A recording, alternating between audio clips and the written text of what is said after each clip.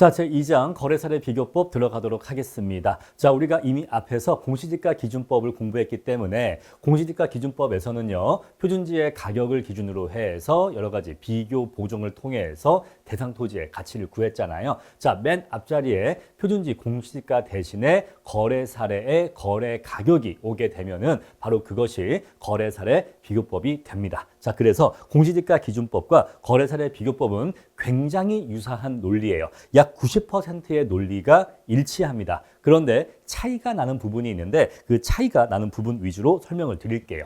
자, 거래사례 비교법은요, 시장에서 실제로 거래가 된 실거래 사례, 실제 거래 사례의 가격을 기준으로 해서 그래서 여러 가지 비교 보정을 통해서 대상 토지의 가치를 구하는 방법을 거래사례 비교법이라고 합니다. 자, 근데 이러한 거래사례 비교법과 공시지가 기준법은 어떠한 산식상 차이가 있냐면 굉장히 유사해 보이지만은 자, 양자에는 아주 근본적으로 중요한 차이점이 있습니다. 우리가 앞에서 공부했던 공시지가 기준법은요, 표준지 공시지가에서 시작해서 여러 가지 비교 보정을 수행하죠. 이렇게 해서 대상 토지의 가치를 구합니다. 자, 그런데 비교 표준지, 자, 우리가 공시지가 기준법에서는 그 밖의 요인 보정이라고 하는 것이 있었어요. 자, 공시지가 기준법에는 그 밖의 요인 보정이라고 하는 것이 있지만은 거래사례 비교법에서는 그 밖의 요인 보정이 없습니다.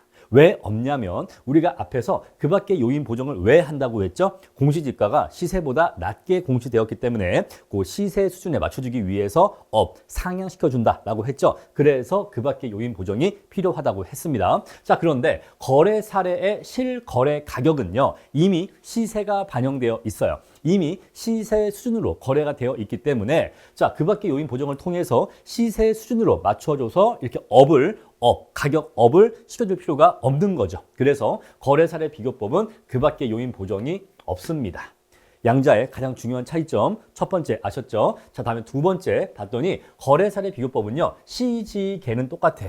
얘하고 얘 모두 시지계는 똑같습니다. 그런데 거래사례 비교법은 앞자리에 뭐가 하나 더 있네요. 이게 뭐죠? 사정보정인데, 자, 거래사례 비교법은 사정보정이라고 하는 보정 단계가 하나 더 추가되어 있어요. 자, 거래사례 비교법은 그 밖에 요인 보정이 없는 대신 뭐가 있다? 사정 보정이 있다. 대체 이게 뭐냐? 자, 여러분, 비교 표준지는요, 표준지 공시지가는 전문가인 감정평가사가 구한 가격입니다. 전문가인 감정평가사가 국토교통부 장관의 명령 하에서 이렇게 여러 가지 공식적인 절차를 거쳐서 구한 가격이에요. 따라서 표준지 공시지가 가격은 정상적인 가격이다, 아니다? 맞다. 정상적인 가격이다. 전문가인 감정평가사가 정확하게 평가해서 구한 가격이기 때문에 표준지 공시지가는 정상적인 가격이라고 보시면 돼요. 따라서 뭔가 잘못되었다라고 해서 보정할 필요가 없는 겁니다. 자, 그런데 현실의 부동산 시장에서 다양한 매도인과 매수인이 거래할 때는 여러 가지 개별적이거나 비합리적인 사정이 개입되는 게 일반적이에요. 현실의 시장 거래 사례에서는 개별적인 거래 사정이나 비합리적인 사정이 개입되는 것이 굉장히 빈번합니다. 그래서 그러한 비정상적인 사정이 개입되어 있어서 정상적으로 거래 가격이 형성되지 않을 수가 있는데, 자, 그렇게 비정상적인 거래 가격을 정상적인 거래 가격으로 보정해 주는 절차가 바로 사정 보정이에요. 자, 가장 대표적으로 금매라는 사례가 존재할 수가 있어요. 자, 비정상적 사정으로 금매가 굉장히 시험에 자주 출제가 되는데, 금매라고 하는 것은 말 그대로 급한 사정으로 인해서, 매도인의 급한 사정으로 인해서 시세보다 더 싸게 파는 것을 금매라고 하죠. 자, 만약에 10% 금매로 부동산을 처분했다라고 하면은 어떤 부동산의 정상적인 시장 가치가 100원짜리인데 90원에 팔았다라고 말할 수가 있겠죠. 원래는 100만 원짜리인데 90만 원에 팔았다라고 얘기할 수가 있겠죠. 자, 그러면 우리가 거래 사례의 가격은 90만 원에 거래가 된 것으로 이 자리에 올 겁니다. 이 자리에 이렇게 90만 원에 거래가 된 것으로 올 거예요. 그런데 이 90만 원을 기준으로 해서 비교 보정을 하는 경우에는 이렇게 도출된 대상 토지 가치는 약 10% 정도가 낮게 평가될 겁니다. 애초에 스타트가 10% 낮게 시작되었기 때문에 이렇게 해서 구해진 대상 토지의 가치 또한 시세보다 10% 정도 낮게 구해지게 될 거예요.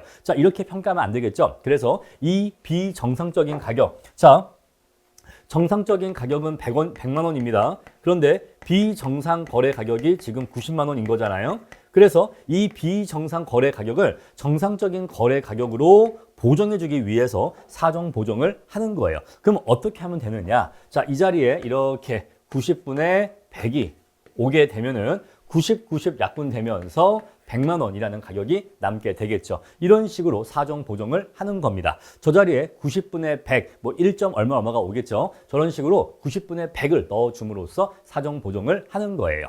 자, 또 그럴 수가 있겠죠. 고가 거래할 수가 있습니다. 고가 거래. 자, 예를 들어서 제주도에서 좀 그런 일이 많았다라고 해요. 최근에는 좀 덜하지만은 몇 년 전만 해도 제주도에 굉장히 여러 가지 뭐 투자 붐이 불었기 때문에 외지인들이 와서 제주도의 토지를 구입하는 경우에는 제주도 현지 사정을 잘 모르기 때문에 실제 시세보다 더 고가로 거래하는 경우가 많았다고 합니다. 저도 제주도에서 평가를 해보거나 거래해보지 않았기 때문에 들은 얘기이지만 제주도에서는 내지인 가격과 외지인 가격이 이렇게 두 개의 층으로 가격이 형성되어 있대요. 자, 이렇게 내지인 가격이 이 정도 수준이라면은 외지인들의 가격은 이렇게 형성되어 있다고 합니다. 그러니까 제주도 사람들은 제주도 사정을 잘 알기 때문에 토지의 가격을 잘 알아. 그래서 바가지를 씌울 수가 없겠죠. 그런데 예를 들어서 서울 사람이 비행기를 타고 와서 하루 이틀 동안 땅을 본 다음에 이거 내가 살게 라고 할 때는 잘 모르는데 그냥 사는 거잖아요. 돈은 많은데 잘 몰라. 그래갖고 이렇게 덤터기, 바가지를 씌워서 고가로 팔 수도 있지 않겠습니까? 그래서 외지인들한테는 더 비싸게 부른다 이 얘기예요. 어쨌거나 이런 얘기 들었는데 만약에 외지인이 와서 잘 모르고서 만약에 10% 정도 고가로 살 수가 있겠죠. 그럼 그때는요, 원래 정상적인 거래 가격은 100만 원이어야 정상인 건데 이거를 10% 정도 비싸게 사면요 110만 원에 살 수 있을 겁니다. 그렇죠? 역시 얘는 비정상, 얘가 정상이죠. 따라서 정상적인 시세보다 고가로 거래할 수도 있는데 그럴 때에는 반대로 110을 100으로 낮춰줘서 정상적인 거래 가격으로 보정해 줘야 될 것이에요. 자, 그럼 이런 경우에는요, 이 자리에 뭐가 올까요? 이때는 이 자리에, 자, 이때는 110분의 100이 와야 되는 겁니다. 그래서 지금 거래 사례 가격이 110만 원에 거래가 된 것으로 나왔잖아요. 여기 그래서 110만 원에 거래가 되었는데, 자, 사정 보정 이렇게 해주면은 110 약분되면서 100이 남게 되겠죠. 뭐 0.9 얼마가 들어갈 건데, 이런 식으로 해서 저가 거래가 이루어진 경우에는 정상적인 시세로 높여줘야 되고, 자, 만약에 정상적인 거래 가격이 요 수준이다라고 했었을 때는 만약에 실거래가 저가로 거래가 되었다라고 하면 얘를 이렇게 높여주는, 얘를 이렇게 업시켜주는 사정 보정을 해야 될 것이고, 만약에 거래 사례가 실제 시세보다 너무 높게 고가로 거래가 되었다라고 하면요, 얘를 이렇게 낮춰주는, 다운시켜주는 사정 보정을 해야 될 것입니다. 아시겠죠? 자, 이럴 때는 업 시켜주는 사정 보정을 하고, 당연히 이때는 1보다 큰 숫자가 와줘야겠죠. 자, 반대로 이때는 다운 시켜주는 사정 보정이 와야 되는데 이때는 당연히 1보다 작은 숫자가 와야 될 것입니다. 자, 이처럼 현실의 부동산 시장에는 여러 가지 거래에 있어서 불합리한 사정이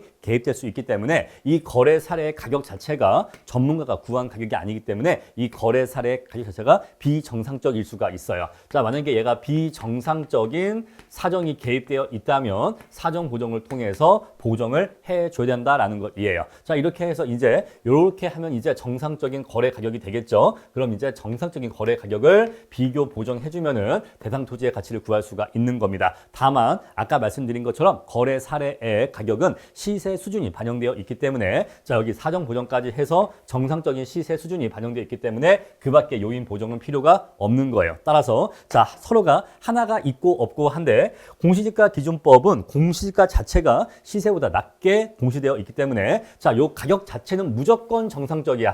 얘는 무조건 정상적인 가격인데 하지만 시세보다 낮기 때문에 그 밖에 요인 보정을 해줘야 되는 것이고요. 거래 사례는 무조건 시세예요. 거래 사례는 무조건 시세이기 때문에 그 밖에 요인 보정을 할 필요가 없어요. 하지만 거래 사례 자체의 가격이 비정상적일 수가 있어서 여기 사정 보정을 해줘야 되는 것입니다. 자, 이렇게 해서 공시지가 기준법과 거래 사례 비교법의 양자 간의 논리적 구조가 어떤 점에서 각고 다른지 요거를 비교하시면 돼요. 자, 그래서 여기는 같습니다. 여기는 똑같아요. 여기는 똑같기 때문에 여기에 대해서는 별도로 더 설명드릴 게 없어요. 요건 이미 우리가 앞에서 공시지가 기준법 때 말씀을 드렸죠. 그래서 이제 우리는 넘어가도록 하겠습니다. 제 2절로 넘어갈게요. 자, 그럼 이제 제2절 거래 사례 선정 들어가겠습니다. 자, 여러분들 우리가 삼겹살 집에 가서 맛있는 삼겹살을 먹으려면요. 뭐가 제일 중요할까요? 첫 번째, 자, 좋은 삼겹살, 즉 좋은 고기가 있으면 그 고깃집은 무조건 맛있습니다. 만약에 우리가 리코타 치즈를 만든다라고 하면은 우유를 끓여서 리코타 치즈를 만드는 건데 맛있는 리코타 치즈를 만들려면요. 좋은 우유가 있으면 됩니다. 자, 이처럼 거래 사례 비교법은요. 거래 사례를 기준해서 대상 토지의 가치를 구하기 때문에 내가 선정한 이 거래 사례가 정상적인 거래 사례이고 그리고 대상 토지와 유사한 거래 사례일수록 이러한 거래 사례를 이용해서 대상 토지의 가치를 구하면 당연히 감정평가의 정확도가 올라갈 수밖에 없어요. 이해하시겠죠? 자, 좋은 거래 사례를 이용해서 감정평가를 하는 것은 즉 이 말은 대상 토지와 유사하고 가급적 유사하고 또는 최대한 유사하고 그리고 정상적인 사정으로 거래가 된 그러한 좋은 거래 사례로 감정평가하는 것은 좋은 재료로 요리를 하는 것과 같다라고 이해하시면 돼요. 그래서 거래 사례 비교법에서는 거래 사례 선정과 그리고 사정 보정이 가장 중요한 논점의 핵심이 됩니다. 자, 방금 제가 앞에서 공시지가 기준법에서는 사정 보정이 없다고 했어요. 왜 없다고 했죠? 전문가가 구한 가격이기 때문에 사정 보정이 없다고 했습니다. 그런데 공시지가가 갖고 있는 가장 치명적인 단점이 뭐라고 했죠? 시세보다 낮아. 그래서 공시지가 기준법에서 논점의 포인트는 바로 어디에 있느냐? 그 밖의 요인 보정에 있는 거예요. 아시겠죠? 자, 그런데 거래 사례 비교법은요. 좋은 거래 사례를 선정해서 본건으로 비교하는 게 중요해요. 그래서 거래 사례 선정 그리고 이 선정된 거래 사례가 완벽할 수는 없어. 우리가 시장이라고 하는 것은 현실의 시장은 완전 경쟁 시장이 아니기 때문에 현실 부동산 시장의 여러 가지 불합리한 사정이나 불합리한 내용이 거래 사례에 반영되어 있을 수 있어요. 그래서 본건과 유사한 사례를 선정하는 것도 중요하지만은 그 사례에 포함되어 있는 일부 불순물들, 일부 비정상적인 사정들을 사정 보정해줘야 돼. 그래서 거래 사례 비교법에서는 거래 사례 선정과 사정 보정이 논점의 포인트일 수밖에 없는 겁니다. 자, 그러면 거래 사례를 왜 잘 선정해야 되느냐? 여기 내용 읽어보시면은 아실 수 있을 거예요. 좋은 사례를 선정해서 평가를 하는 것은 좋은 식재료로 요리를 하는 것과 같다라는 거 기억하시고요. 자, 우리 일반적인 거래 사례 선정 기준은요. 자, 위물시사로 보통 우리가 외웁니다. 자, 첫 번째 거래 사례 사정이 정상적, 거래 사정이 정상적이라고 인정되는 사례나 정상적인 것으로 보정이 가능한 사례, 즉 정상적인 사례이거나 여러분 보세요. 자, 거래 사정이 정상적이래. 그러면 사정 보정 할 필요가 있습니까? 할 필요가 없죠. 그때는 사정 보정 자리에 일정 00이 오게 될 거예요. 자, 그런데 정상적인 사례가 아니라고 해도 선정할 수는 있어. 다만 조건이 필요한데 보정 가능해야 됩니다. 아까 제가 고가 거래, 저가 거래일 때 10% 업다운을 이렇게 보정해서 정상적인 가격으로 보정해 준 것처럼 자, 일단 제일 좋은 건 뭐예요? 정상적인 거래 사례여서 사정 보정을 할 필요가 없는 사례가 제일 좋아. 그런데 자, 우리가 그런 사례만 찾다 보면 현실에서는 그런 사례가 없을 수 있기 때문에 어쩔 수 없이 차선책으로 자, 얘가 최선책이죠. 얘가 최선책. 그런데 현실에서 이렇게 완벽하고 깨끗한 사례가 존재하지 않을 수 있겠죠. 그럼 그때는 현실적으로 차선책은 뭐냐? 차선책은 정상적인 거래 사례로 보정이 가능해야 돼요.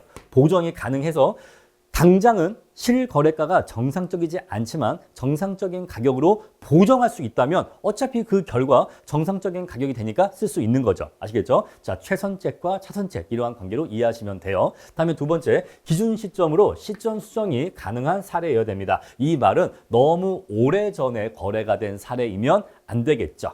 자, 다음에 세 번째, 대상 물건과 위치적 유사성이나 물적 유사성, 자, 지리적으로 소재하고 있는 위치적 유사성이나 아니면 물건 간의 유사성이 있어서 지역 요인, 개별 요인 등 가치 형성 요인의 비교가 가능한 사례라고 되어 있습니다. 자, 요거를 정리를 하면은 요거 물, 그리고 시, 그리고 사정이에요. 사정. 그래서 위물시사 이렇게 보통 암기를 합니다. 위물시사. 자, 이렇게 위물시사 암기해 주시고요. 자, 거래 사례는 요 1번부터 3번까지 위물시사 4가지 조건을 모두 다 충족해야 돼요. 모두 다 충족하는 사례를 선정해야 됩니다. 자, 이 위물시사 중에서 어떤 것 한 가지라도 충족하지 못한다라고 하면은 우리는 그러한 거래 사례는 선정하지 못하는 겁니다. 자, 이렇게 해서 일반적인 거래 사례 기준을 살펴보았고요.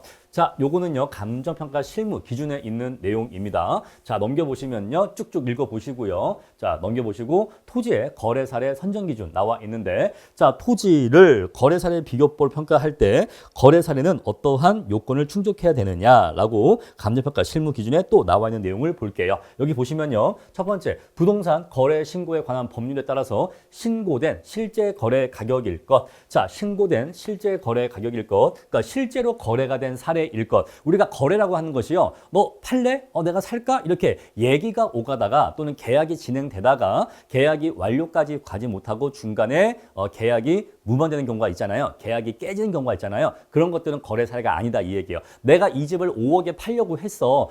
내가 그 집 6억에 살려고 했는데 그거는 거래 사례가 아니에요. 왜? 거래가 완료된 게 아니니까 실제로 거래가 된 거래 가격일 것. 다음에 두 번째, 거래 사정이 정상적이라고 인정되는 사례나 정상적인 것으로 보정이 가능할 것. 요거는 방금 한 얘기니까 이해하실 거고요. 다음에 세 번째, 자, 우리가 너무 오래전에 거래가 된 거래 사례를 선정해서 감정평가에 활용하면은 시점상의 차이가 너무 큽니다. 만약에 우리가 어떤 토지 가치를 평가하는데 만약에 7년 전에 거래가 된 사례를 기준해서 현재 7년 후에 지금 가치를 구한다? 이거 너무 시간적으로 멀어요. 그죠? 너무 멉니다. 그래서 가급적이면 가까운 시점에 거래가 된 게 좋아요. 그래서 가까우면 가까울수록 좋습니다. 아시겠죠? 가까우면 가까울수록 좋은데 현실적으로 마지노선을 둘 필요가 있겠죠. 자, 우리 그래서 도시지역의 경우에는 3년 이내, 자, 도시지역의 경우에는 3년 이내, 기준 시점으로부터 3년 이내의 과거에서 거래가 됐을 것을 마지노선으로 하고,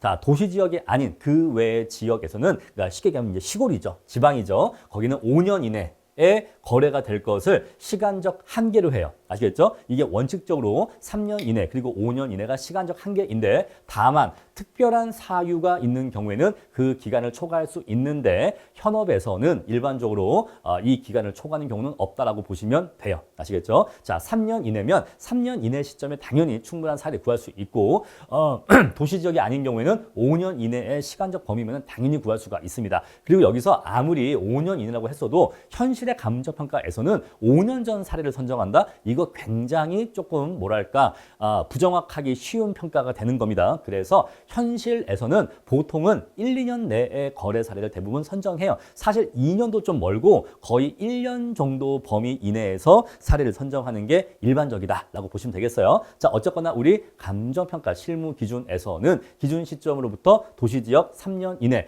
도시지역이 아니면 그 외의 지역은 5년 이내에 거래가 되었을 것이라고 하는 것을 시간적 한계로 제시하고 있다라는 것입니다. 다음에 토지 및 그 지상 건물이 일체로 거래가 된 경우에는 토지와 건물이 같이 거래가 된 경우에는 배분법의 적용이 합리적으로 적용 가능한 사례일 것. 이게 뭔 소리냐? 자, 우리가 지상에 토지가 있고 이 위에 이렇게 건물이 있어요. 그러니까 우리나라 법 체계는 토지라는 물건이 따로, 건물이라는 물건 따로 해서 자, 이렇게 거래가 되었다고 해도 사실은 토지라는 물건 한 개, 건물이라는 물건 한 개가 두 개의 물건이 거래가 된 거예요. 자, 우리가 뭐 그런 얘기 있잖아요. 뭐 내가 강남에 있는 상가 건물을 뭐 50억에 매입했다라고 하지만은 상가 건물이라는 물건이 하나가 있는 게 아니라 그 상가 건물에 토지라는 물건이 있는 거고 그 토지 위에 상가라고 하는 건물이라는 물건이 있는 거예요. 그래서 이 두 개의 물건을 합쳐서 50억에 매입을 한 겁니다. 아시겠죠? 자, 우리 일반적인 토지 건물은 토지라는 물건 한 개, 건물이라는 물건 한 개예요. 근데 지금 우리는 뭘 하고 있는 거죠? 토지의 거래 사례를 선정한 거잖아요. 자, 우리 그래서 가장 이상적으로는 그냥 토지, 지상 건물이 없이 순수한 토지만의 거래 사례를 수집하는 게 제일 좋아. 토지만의 거래 사례를 수집하는 게 제일 좋겠죠. 우리 그렇게 해서 이 토지가 얼마에 거래가 되었대 얘를 수집해서 이걸 기준으로 해서 대상 토지의 가치를 구하는 게 제일 좋지 않겠습니까? 그런데 현실적으로는 대부분의 토지 위에는 이미 건물들이 지어져 있는 게 일반적이에요. 그래서 거래를 할 때도 지상 건물도 같이 거래가 되는 게 일반적입니다. 그래서 토지만의 거래 사례는 굉장히 희소하고 현실적으로는 대부분 이 지상의 건물과 같이 거래가 되는 게 일반적이에요. 자, 그래서 이렇게 같이 묶어서 50억 원의 거래가 되었다라고 했었을 때는 그럼 이 중에서 토지 가치가 얼마인지를 알아야 될 거 아니겠습니까? 그래서 이 50억을 토지가 얼마, 건물이 얼마 이렇게 합리적으로 배분이 가능한 사례라면 선정할 수 있다 이 얘기예요. 자, 배분을 해봤더니 자 50억 중에서 30억은 토지 가치고 20억은 건물 가치다라고 이렇게 합리적으로 배분을 했다라고 해볼게요. 이렇게 배분한 게 합리적이다라고 한다면은 그럼 우리 요 토지 가치는 얼마라고 볼 수가 있죠? 아, 이 토지가 30억 원에 거래가 되었구나라고 얘기할 수가 있겠죠. 자, 사실은 토지와 건물이 같이 거래가 되었지만은 이 거래 가격을 합리적으로 배분을 하고 나면은 아, 이 토지가 30억 원에 거래가 된 거네. 그럼 이 토지가 30억 원에 거래가 됐으니까 대상 토지가 이 토지라고 한다면은 얘와 얘를 비교하면 얘가 얼마짜리 토지가 되겠네. 이렇게 구할 수가 있을 겁니다. 자, 그래서 복합 부동산이 거래가 된 경우에는 합리적으로 배분법 적용이 가능해서 토지만의 거래 가격을 구할 수 있을 것. 그것을 요건으로 하고 있는 거예요. 그리고 우리가 앞에서 보았던 비교 표준지 선정 기준에도 적합할 것. 요거 기억하십니까? 요거 용의주지예요. 용의주지. 자, 방금 제가 비교 표준지 선정 기준 요거 기억하십니까? 그랬을 때 바로 용의주지가 튀어나왔어야 돼요. 아시겠죠? 자, 그래서 이러한 내용들 플러스 표준지 선정 기준인 용의주지도 충족을 해야 되는 겁니다. 자, 그래서 이러한 요건을 충족하는 거래 사례를 선정하도록 하고 있다라는 것이에요. 자, 그런 내용들 읽어보시면 되겠습니다.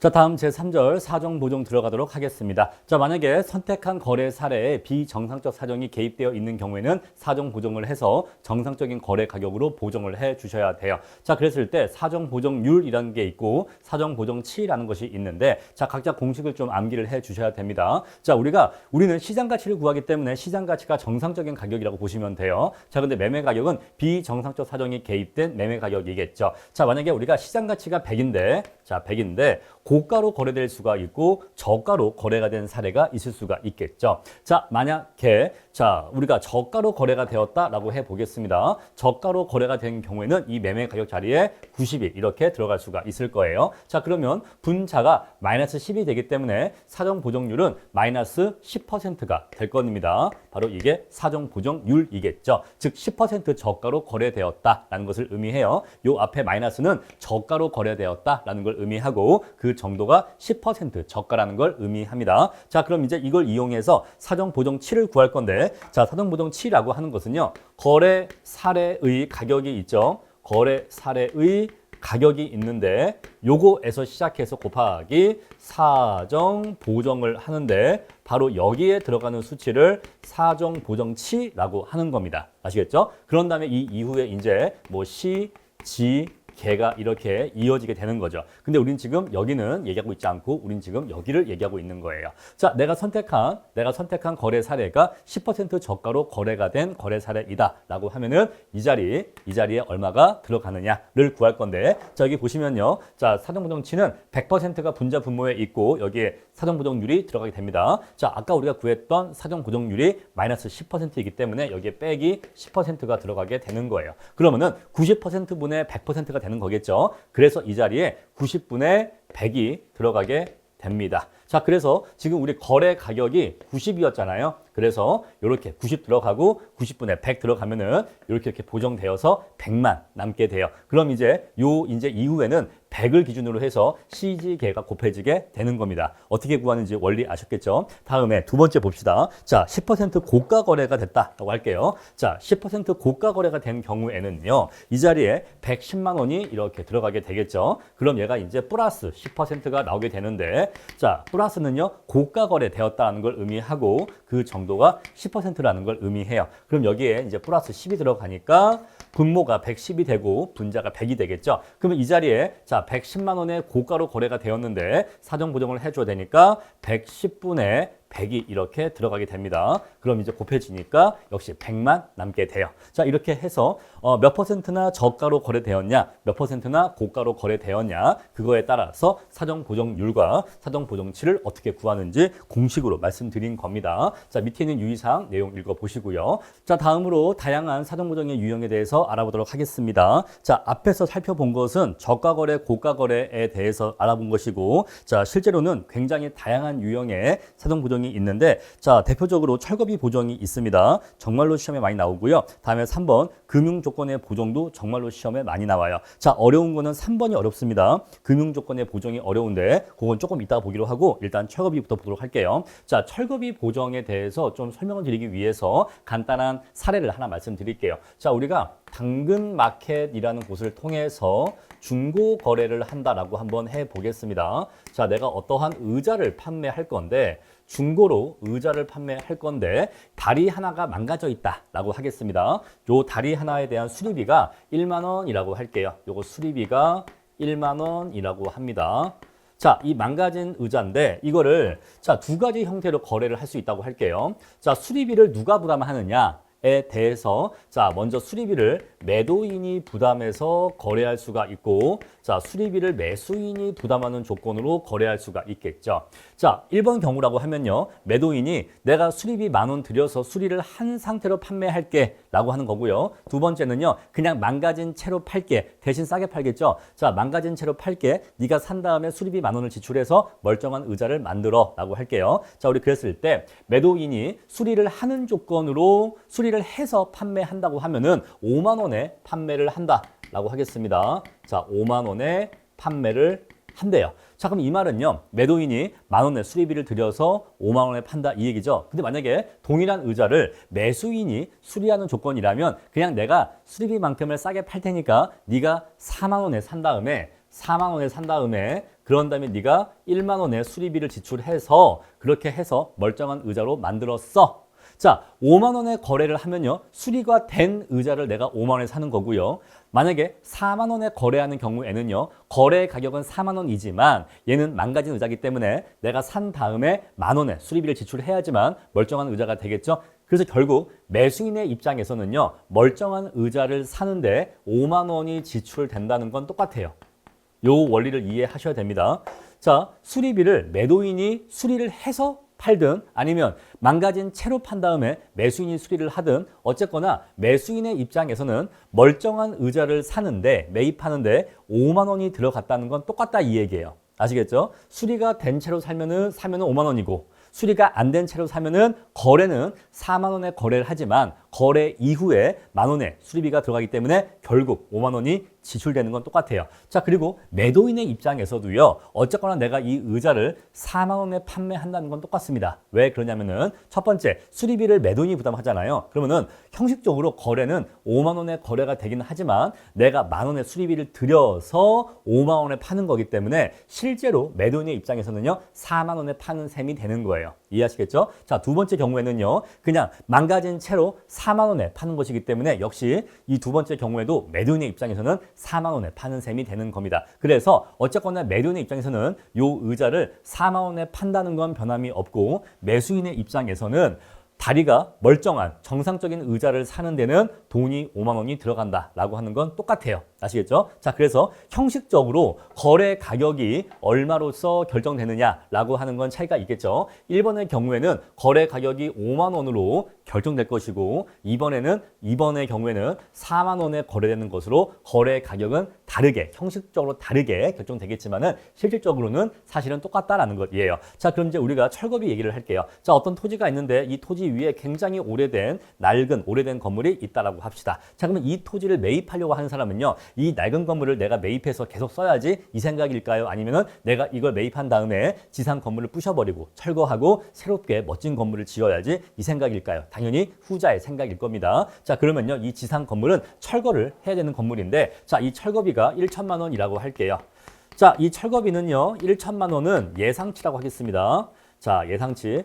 우리가 철거비라고 하는 것이요. 예상치가 있고 실제치가 있는데 우리가 말하는 건 항상 예상치예요. 아시겠죠? 항상 예상치입니다. 자, 이게 왜 항상 예상치인지는 조금 더 생각을 해보셔야 좀 더 이해가 되실 건데 일단은 암기하시고 왜 그러냐면은 지금 우리는 거래 당시에 이 건물의 이 토지의 거래 가격을 얼마로 할 것이냐라는 걸 지금 우리가 구하고 있는 거예요. 그런데 거래를 할 당시에는 실제로 철거비가 발생한 게 아니라 철거비가 얼마 정도 발생하겠다라는 예상의 기초에서 거래 가격이 결정되기 때문에 그래서 우리는 정상적인 거래 가격을 구할 때에는 철거비의 예상치를 전제로 해서 구하는 겁니다. 이렇게만 말씀드리고 더는 설명드리지 않을게요. 아시겠죠? 자, 이렇게 해서 우리가 어떠한 토지를 거래하려고 하는데 이 철거비를 두 가지 경우가 있을 수 있겠죠? 이 두 가지 경우, 첫 번째, 철거비를 매도인이 부담하는 경우가 있을 수 있고요. 두 번째, 철거비를 매수인이 부담하는 경우가 있을 수 있습니다. 자, 만약에 매도인이 이거 지상 건물 철거비 내가 부담할게. 이거 내가 부담해서 거래할게 라고 한다면은 그때 매도인이 1억 1천만 원에 거래를 한다라고 할게요. 1억 1천만 원에 거래를 하겠다. 자, 그럼 이 말 무슨 말이겠어요? 철거비를 내가 부담하지 않으면 그냥 1억 원에 팔 건데, 그죠? 철거비를 내가 부담 안 하면 1억 원에 팔 건데 나보고 철거비를 부담을 하고 하니 알았어. 그러면 내가 철거비 1천만 원 들여서 팔 거니까 나는 그럼 이거를 1억 천에 철거비를 포함시켜서 1억 천에 팔게. 이렇게 거래가 될 거다 이 얘기예요. 자, 다음에 두 번째, 매수인이 철거비를 부담하는 조건이라면은 그러면은 매도인은 그냥 이거를 1억 원에 팔 거다라는 것이에요. 왜 그러냐면 매수인한테 1억 원에 판 다음에 그런 다음에 매수인이 1천만 원의 철거비를 부담하게 되겠죠. 누가요? 매수인이요. 매수인이 1억 원에 얘를 산 다음에 1천만 원의 철거비를 부담하게 되겠죠. 자, 그래서 철거가 된 상태로 1억 천에 매입을 하나. 그죠? 이 토지를 철거가 된 상태로 1억 천에 매입을 하나. 자, 철거가 안 된 상태로 1억 원에 매입을 해서 1억 원에 매입을 한 다음에 내가 1천만 원 들여서 철거를 하나. 어쨌거나 지상에 이러한 방해가 되는 낡은 건물이 없는 깨끗한 나지 상태의 토지를 매입하는 데는 결국 돈이 얼마가 들어갔다? 1억 천이 들어갔다 이 얘기예요. 아시겠습니까? 자, 그래서 이렇게 하든 결국 이 토지에 대한 요 토지에 대한 정상적인 거래 가격은 얼마다? 1억 천이다 이 얘기예요. 1억 천이다. 아시겠죠? 자, 우리 그래서 첫 번째, 매수인이 부담하는 경우에는요. 첫 번째, 형식적인 매매 가격은 1억 원으로 결정이 되었다라고 하면 여기에 매매 가격 1억 원이 오겠죠. 그런데 매수인이 철거비를 부담하기 때문에 매수인이 부담하는 철거비의 예상액이 와야 돼요. 1천만 원 와야 됩니다. 요건 일단 넘어가고요. 자, 그래서 이때는 나지 상태의 토지 가격을 1억 1천만 원으로 이렇게 결정이 되는 거예요. 아시겠죠? 자, 이렇게 매수인이 철거비를 부담하는 경우에는 이렇게 거래 가격이 결정된다라는 것이고 여기서 잔재 가치가 뭐냐? 우리가 철거를 하다 보면요. 이 안에 고철과 같은 폐품이 나오는데 그러한 폐품을 판매해서 수입을 얻을 수가 있어요. 자, 그러면 이 지상 건물을 철거할 때 철거비 자체는 1천만 원이 들어갈지라도 이 철거 과정에서 나오는 폐목재나 폐철근 이런 것들을 고철로 팔아서 200만 원 정도 받을 수 있다라고 한다면은 실제의 철거비 부담은 800만 원으로 보는 것이 맞을 겁니다. 아시겠죠? 자, 그때는 이제 이 자리에 800이 들어가게 되는 거예요. 만약에 잔재 가치가 200이다라고 하면은 이 자리에는 이제 1억 800이 오는 거고 이제 이 자리에는 1억 플러스 800이 오는 거겠죠. 이해하시겠죠? 자, 근데 마찬가지로 아까 우리가 철거비를 얘기할 때도 철거비의 예상치가 온다고 했죠? 마찬가지로 여기에 잔재 가치도 예상치가 오는 겁니다. 거래를 할 때, 거래 가격을 결정할 때 우리가 이러한 상태의 토지를 얼마에 거래할까? 거래할 당시에는 얼마의 철거비가 발생할까 하는 예상치, 그리고 철거 과정에서 발생하는 잔재 가치가 얼마 정도 발생할까라고 하는 예상치에 근거해서 거래 가격을 결정하는 것이기 때문에 둘 다 모두 예상치가 오는 거다라는 것이에요. 자, 이렇게 해서 철거비를 매수인이 부담하는 경우에는 이렇게 거래 가격이 결정되고 이렇게 해서 결국 1억 천이 결정되죠. 자, 잔재 가치 없다고 하면 1억 천으로 토지의 거래 가격이 결정될 것입니다. 자, 두 번째, 매도인이 철거비를 부담하는 경우에는 이미 이 거래 가격 안에 철거비가 이미 포함되어 있어요. 매도인이 철거비를 부담하는 경우에는 이미 거래 가격 안에 철거비를 이미 포함시켜 놨기 때문에 거래 가격 자체를 그냥 그대로 쓰시면 돼. 왜냐하면 왜냐하면 이 거래 가격 안에는 철거비가 이미 포함되어 있기 때문에 그렇다라는 것입니다. 자, 그래서 누가 부담하느냐에 따라서 철거비 보정 방식이 달라진다라는 거 기억해 주시고, 자, 마찬가지예요. 세금 부담이 있는데, 자, 우리가 거래를 할 때 예를 들어서 이제 매도자가 갑인 경우가 있어. 막 땅값이 막 급하게 오르고 그럴 때는 매도자가 갑인데 그 매도자가 매수인한테 내가 지금 너한테 부동산을 팔면 나한테 양도세가 많이 나오거든. 그래서 네가 나의 양도세를 좀 내줘라고 하는 양도세 부담 조건으로 거래를 하는 경우가 있습니다. 현실적으로도 있어요. 자, 그래서 그런 경우에는 이 양도세 부담을 어떻게 사전 보정할 것이냐라는 것인데 마찬가지예요. 마찬가지 로직입니다. 자, 매수인이 양도세를 부담하는 경우가 있고 만약에 양도세가 1천만 원이라고 할게요. 자, 거래가격은 1억이라고 하고 했었을 때, 자, 매도인이 양도세를 부담하는 경우가 있고, 자, 두 번째 매수인이 양도세를 부담하는 경우가 있는데, 자, 매수인이 부담하는 경우에는 당연히 매수인이 부담하는 양도세까지 포함을 시켜야 됩니다. 이렇게 해서 1억 플러스 1천. 자, 거래는 얼마 하겠죠? 거래는 1억이 하겠죠. 거래는 1억이 하지만은, 자, 양도세가 1천이라면 결국 매수인은 그 토지를 1억 1천에 매입한 셈이 되는 겁니다. 근데 만약에 이 양도세를 매수인이 내가 왜 당신 세금을 대신 냅니까? 나는 양도세 내가 내기 싫어요. 라고 하면은 그럼 매도인이 그래? 내 양도세 네가 안 내겠다고? 그러면 나는 결국 거래 가격에 이 양도세를 포함시킬 거야. 라고 하면요. 그때는 매도인이 애초에 거래 가격을 양도세를 포함시켜서 1억 1천에 거래를 하게 될 거예요. 자, 그래서 매수인이 양도세를 부담하는 경우에는 형식적인 거래 가격에다가 양도세를 추가로 더해 주셔야 되는 거고, 자, 매도인이 양도세를 부담하는 경우에는 거래 가격 자체에 이미 양도세가 반영이 되어 있다라는 얘기입니다. 그래서 별도의 보정이 필요 없다라는 것입니다. 선생님, 그런데 이런 경우에는 안 사면 그만이잖아요. 자, 이게 안 사면 그만인 게 아니라 이 물건의 정상적인 거래 가격이 1억 1천인 겁니다. 아시겠죠? 자, 그래서 이거는 매도인이 부당하게 바가지를 씌우는 게 아니라, 그러니까 지금 뭐 형식적으로는 뭐 양도세를 부담시키네 이런 얘기 나오지만은 매수인도 바보가 아니기 때문에 그 부동산이 1억 1천의 가치가 있기 때문에 그 부동산을 매입하는 거예요. 아시겠죠? 그래서 정상적인 거래 가격이 그냥 1억 1천이다 라고 보시면 돼요. 세상에 누가 남의 세금을 내면서 삽니까? 삽니다. 그런 거래가 있어요. 실제로 여러분들 뭐 이런 말씀 드리면 좀 그렇지만은 사실 이게 좀 불법이긴 하지만은 분양권 같은 거 거래할 때는요. 아파트 분양권 거래할 때는 좀 그런가 말씀드리기가? 근데 그냥 뭐 우리 수업이니까. 그래서 매수인이 그 매도인의 그 분양권은 양도세가 되게 높아요. 50%거든요. 그래서 뭐 1년인가 2년 이내 팔면은 세율이 거의 50%예요. 그래서 양도세가 많이 나오는데 그것까지 물면서 이제 분양권을 산 경우가 있는데 그때는 대신 그것만큼 분양권 자체의 거래 가격은 내려가요. 근데 결국에는 그러니까 형식적으로 뭐 양도세를 포함시키네 마네 막 이런 말을 해도 결국에는 물건은 제값받고 거래하게 되어 있는 겁니다. 아시겠죠? 그냥 그 정도 말씀드리고 넘어갈게요. 자, 다음으로 세 번째 금융조건의 보정이 있는데 요거는 수치가 좀 복잡해요. 그래서 여러 가지 연습 문제를 풀어보면서 익혀야지만 이해할 수가 있기 때문에 본 기초 강의에서는 금융조건의 보정은 생략하고 넘어가도록 하겠습니다. 다음에 자, 전세금, 보증금의 인수 조건이 있는데 만약에 우리가 어떤 아파트를 거래하는데 자, 이 아파트 자체의 가격은 원래 5억 원이라고 할게요. 근데 현재 여기에 3억 원의 전세권자가 살고 있다라고 할게요. 자, 전세금 3억을 끼고 현재 있는 상태인데 내가 이 집을 거래한다라고 하면은 이 집의 거래 가격은 어떻게 결정되냐면 자, 일단 보증금을 떠나야 되니까 보증금 3억이 들어갈 것이고 자, 보증금을 뺀 나머지는 현금으로 지급하겠죠. 이렇게 2억으로 지급할 것입니다. 그래서 이 아파트의 거래 가격은 5억 원으로서 거래 가격이 결정될 거예요. 자, 이거는 어려운 내용 아니니까 쉽게 이해하실 겁니다. 자, 다음에 한정 가격 개념이 있는데 이 한정 가격도 정말로 시험에 많이 나옵니다.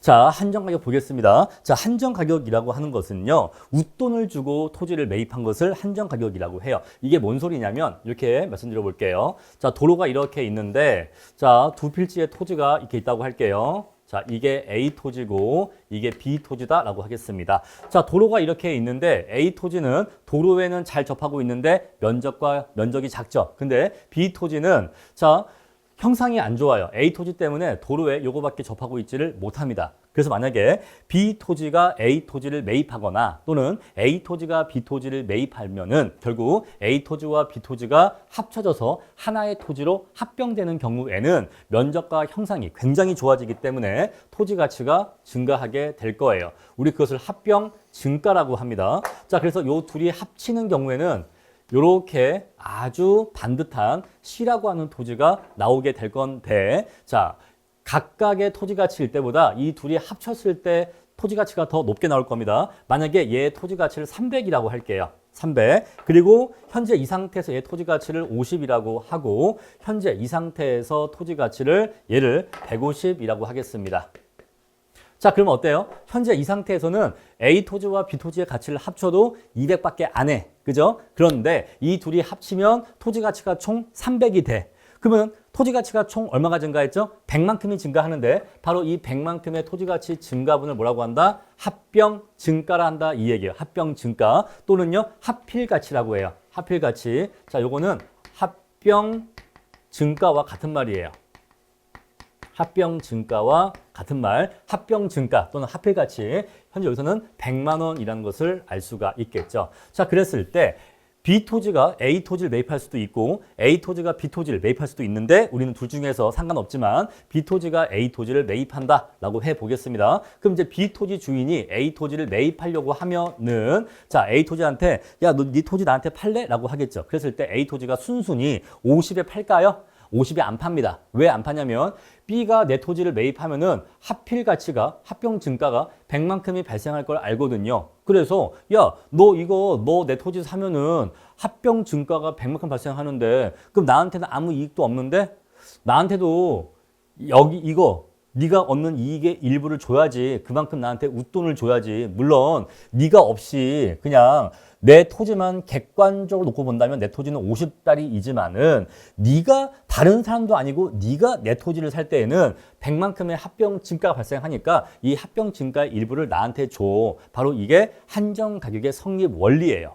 왜 그런지 아시겠죠? 자, 그래서 이제 A 토지를 매입할 때 한정 가격이 어떻게 형성되는지 볼게요. 자, 요거 A 토지의 한정 가격 구할 겁니다. B가 A 토지를 매입할 거예요. 원래 정상적인 A 토지의 거래 가격은 50을 주는 게 맞아요. 그죠? 자, 만약에 이게 없고 그냥 A 토지만 거래한다라고 하면은 50에 거래하는 게 맞습니다. 자, 그런데 A 토지가 B 토지한테 이 합병 증가의 일부를 달라고 하는데 이 합병 증가를 배분하는 기준은 여러 가지가 있는데 일단 우리가 총액으로 한번 배분을 해볼게요. 자, 우리가 총액이 50이고 150이니까 총액의 비율이 1대 3이죠. 자, 그래서 전체가 100만큼의 합병 증가 발생하는데 자, 이 전체 합병 증가 중에서 4분의 1은 A 토지가 가져가기로 하고 왜 150 플러스 50은 200이니까 200분의 50이니까 4분의 1이죠. 자, 4분의 1은 A가 가져가기로 하고 나머지 4분의 3은 B가 가져가기로 할 수 있겠죠. 자, 이 합병 증가를 각 토지의 총액 비율로 배분할 수 있을 겁니다. 그죠? 자, 그래서 이렇게 하면요. 이때는 25가 나오고 이때는 75가 나와요. 그럼 그때는 A 토지는요. 50이라고 하는 정상 가격에다가 플러스 25만큼의 합병 증가의 배분을 요구할 것이기 때문에 우리 이런 경우에는 B가 A 토지를 매입하려고 할 때 75를 줘야지만 살 수가 있을 겁니다. 원래 정상적인 가치는 50짜리 토지이지만은 하필 가치의 일부도 줘야 되기 때문에 이때에는 75라고 하는 한정 가격이 생기게 돼요. 자, 따라서 만약에 자, 우리가 실거래가를 한번 조회해 봤더니 자, 실거래가 조회해 봤어. 그랬더니 A 토지가 75로 거래가 된 실거래가를 수집했어. 그런 다음에 내가 이제 여기에 있는 이 토지를 평가할 거예요. 내가 이 토지, 얘는 D 토지인데 내가 지금 얘를 평가할 겁니다. 얘가 평가 대상이에요. 나는 그래서 A 토지가 거래가 된 사례가 있길래 A 토지가 75에 거래가 됐네. 그래서 75를 기준해서 D 토지 가치를 평가하면 이거는 고가 평가가 될까요? 저가 평가가 될까요? 당연히 고가 평가가 돼요. 왜냐하면 A는 원래 A만 놓고 보면 50짜리거든요. 그래서 만약에 이게 한정 가격이 아니었다면 50이라는 가격으로 거래가 되었을 거고 그러면 50이라는 거래 사례를 기준해서 D의 가치를 구했을 거니까 얼마가 나왔겠죠. 근데 지금 이 A 토지의 거래 가격 75는 정상적인 가격 50보다 훨씬 높게 거래가 된 거거든요. 그래서 이 75를 기준으로 해서 얘를 구하는 경우에는 D도 역시 고가 평가가 돼버릴 수밖에 없어요. 개념 이해하시겠죠? 자, 그래서 만약에 A 토지가 이렇게 한정 가격으로서 25만큼의 하필 가치가 반영되어서 75로 거래가 되었다면 우리가 이러한 거래 사례를 선정할 수는 있겠죠. 선정할 수는 있지만은 얘를 사정 보정을 해줘야 되는 겁니다. 자, 75가 정상적인 거래 가격이 아니라 여기서 하필 가치 25를 뺀, 자, 75의 한정 가격에서 하필 가치 25를 빼서 정상적인 토지 가격 50을 만들어줘야 되는 거예요. 그렇죠? 자, 그래서 75의 거래 사례 가격에서 25를 빼서 정상적인 거래 가격 50을 만들어서 그런 다음에 이제 사실지계를 해줘야 되는 겁니다. 이 개념 이해하시겠죠? 바로 이게 한정 가격이라는 개념이에요. 자, 이렇게 한정 가격을 구할 때는 증분가치의 배분을 구하는 게 가장 중요한 핵심 포인트가 되는데, 자, 이 증분가치의 배분을 구하는 방법은 다양한 방법이 있습니다. 다양한 방법이 있는데 여기에 대해서는 나중에 기본 강의 때 말씀을 드릴게요. 자, 다음으로 배분법 보겠습니다. 자, 배분법에 대해서는 이미 앞에서 말씀드린 바가 있어요. 자, 우리가 현실에서는 토지만의 거래 사례를 구하기가 어렵기 때문에 토지와 건물이 같이 거래가 된 거래 사례를 수집하게 되고, 그럼 우리가 이러한 거래 사례에서 토지만의 가격을 구해야 되는데 바로 그게 배분법이다라는 것이에요. 자, 토지와 건물이 같이 거래가 됐는데 여기서 건물의 가격을 빼주게 되면은 그럼 이제 남는 것은 토지만의 가격이 남게 되겠죠. 바로 이게 배분법의 기본적인 로직입니다. 그런 내용들 읽어보시면 되고요. 자, 배분 방법은요, 두 가지가 있어요. 공제 방식이 있고 비율 방식이 있습니다. 여러분들 실무 문제 푸실 때는 대부분 공제 방식이 출제가 될 거예요. 자, 어떤 거래 사례의 가격이 주어지고 그런 다음에 여러분들이 이 거래 사례의 건물의 가격을 구하셔야 돼. 보통 원가법으로 구하게 할 겁니다. 거래 사례의 건물 가격을 구하신 다음에 여기서 얘를 빼주면은 토지만의 거래 가격을 구할 수가 있겠죠. 만약에 자, 일체로서 30억 원의 거래가 됐는데 건물 가격 구해보니까 건물이 10억 원이래 라고 한다면은 요거 빼주면은 토지만의 가격은 20억 원으로 이렇게 구할 수가 있겠죠. 바로 이렇게 구하는 것이 바로 배분법에서 공제 방식입니다. 자, 근데 공제 방식을 할 때 주의사항이 뭐냐면 이 건물 가격을 구할 때 자, 두 가지 시점이 있어요. 기준 시점이 있고 내가 지금 감정평가를 하는 기준 시점이 있고, 두 번째는 이 거래 사례의 거래 시점이 있는데 둘 중에 어떤 시점으로 구해야 된다? 바로 두 번째 거래 시점으로 건물 가격을 구하셔야 돼요. 왜냐하면은 자, 요거는 지금 내가 평가하는 평가 대상이 아니에요. 지금 내가 뭐 하고 있는 거냐면은 과거에 30억 원의 거래가 된 거래 사례가 있는 거예요. 근데 그 당시에 그 거래할 당시에 그때 토지 가격은 얼마고 건물 가격은 얼마로 해서 거래가 된 걸까? 그걸 지금 알고 싶은 거예요. 거래 시점 당시에 이 건물 가격이 얼마인지가 궁금한 겁니다. 그래서 건물 가격을 구할 때에는 내가 지금 감정평가를 하는 기준 시점에서의 건물 가치를 구하는 게 아니라 거래 시점, 이 토지 건물이 30억 원에 거래될 당시에 그때 이 건물이 얼마짜리로서 거래가 되었을까를 구한 것이기 때문에 거래 시점에서의 건물 가격을 구하는 거다. 여기 보시면 거래 시점 당시에 건물 가격이라고 나와 있죠. 그 되어 있고요. 다음에 뒤에 보시면 비율 방식이 있는데 비율 방식은 아주 간단해요. 자, 이거는요, 문제에서 비율을 주는 거예요. 그래서 자, 전체가 30억 원에 거래가 되었는데 이 중에서 3분의 1이 건물 가격 구성 비율이다 라고 주는 거죠. 자, 그러면 토지 가격 구성 비율은 3분의 2겠죠. 건물이 3분의 1이다 라고 줬으면요, 당연히 자, 토지의 가격 구성 비율은 3분의 2일 테니까 전체 30억 중에서 토지 가격 구성 비율이 3분의 2니까 곱하면요, 토지의 거래 가격은 20억 원이 나오게 될 겁니다. 이렇게 토지만의 가격을 비율로서 구하는 방법이다. 매우 쉽겠죠. 자, 그러한 내용입니다. 자, 그 뒤에 보시면 방가로 7번에 기타의 사정부정 나와 있는데 그런 내용들 가볍게 한 번씩 읽어보시면 되고, 자, 지금까지 제가 말씀드린 여러 가지 사정부정들이 있는데 보통은 일반적으로 한 문제에 한 개의 사정부정이 나오는 게 일반적이에요. 그런데 여러 개의 사정부정이 같이 나올 수가 있는데 그럴 때에는 금철사배로 이 순서대로 보정할 수도 있고 또는 금사철배도 가능하다라는 것입니다. 자, 이거는 정답이 정해지지 않기 때문에 금철사배로 하는 그 순서로 하는 경우도 있고 금사철배로 하는 경우도 있는데 둘 다 모두 가능하기 때문에 이 순서 때문에 고민할 필요는 없다라는 거 말씀을 드리겠습니다. 자, 이렇게 해서 거래사례 비교법 마칠게요.